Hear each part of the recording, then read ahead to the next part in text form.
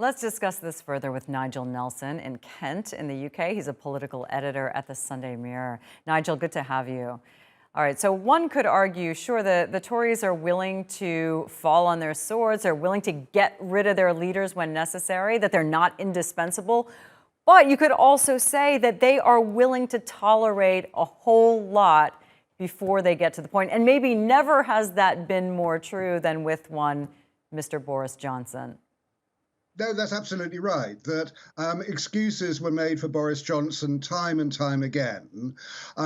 Basically, that the Conservative Party held their noses and voted him in as leader because they thought he was a vote winner.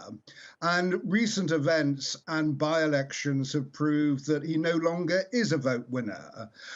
But yes, they tolerated him far too long. The occasion that brought him down, which was what he knew about a senior government minister's sex scandal, that actually finally did for him. But people were pretty fed up with him telling untruths about holding lockdown parties in Number 10 against the rules. And of course, Boris Johnson was fined for that.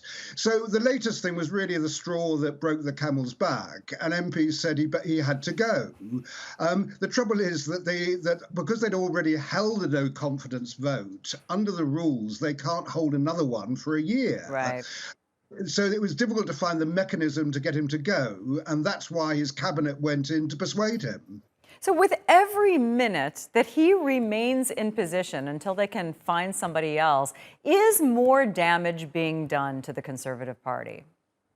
Yes, it is, and that's what Conservative MPs are worried about.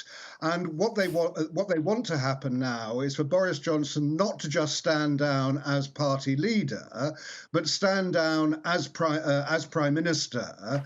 And what you would then have is a caretaker prime minister, his deputy Dominic Raab, who would stand in until there's a proper prime minister in place.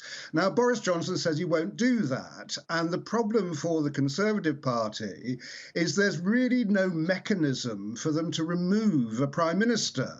The only way that can be done is with a no confidence vote in Parliament itself. But that's a vote in the government, not in Boris Johnson.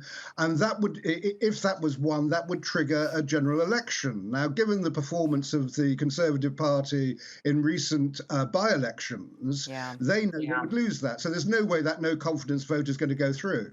So this all has been, a wide open free-for-all for criticizing how this was handled, for everything that Johnson's people were willing to tolerate for so long, and for how Johnson himself ran the country.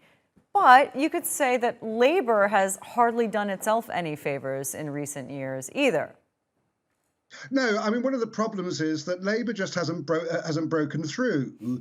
And if they win the next election, it would be because the Tories have lost it, not because Labour wins it.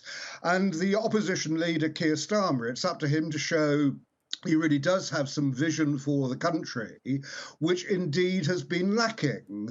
So at the moment, we're in a bit of a state of flux that obviously, like the rest of the world, we're going through a serious cost of living crisis, which needs to be addressed as a matter of urgency. And effectively, the top of government is now paralysed for the next couple of months or so, while the internal wrangling goes on about a new leader. I think it's quite satisfying for a lot of Americans to watch this happening in the UK and think, wow, there can be turmoil elsewhere as well. So as everybody now games this out and looks for this death match among the remaining Conservatives who could be prime minister, who do you think is up for it? Well, at the moment, the candidates are coming out of the woodwork at a remarkable rate. I think I counted 15 this morning who want to take over. At the moment, if you trust the bookies, if you're a betting person, then Ben Wallace, the Defence Secretary, is top there. Also is the former finance minister, Rishi Sunak. He quit and really prompted this kind of rebellion that got rid of. So those are your top runners. I'm sure the Foreign Secretary, Liz Truss, will throw a hat in the ring. Yep. We've already had one senior backbencher, Tom Tugendhat, who's declared this morning that he will be running. And they'll whittle that process down. Eventually, there will be two candidates left, and that will be put to the party membership. Yeah, so conservatives are the ones who are going to pick. But among the people out there, everyday people throughout Britain, some of these characters are not exactly heroes. They're not hugely hugely popular. I mean, this could lead to trouble for the remainder of time in office, no? Of course, yes, and many of them are not even household names. So that's the other problem.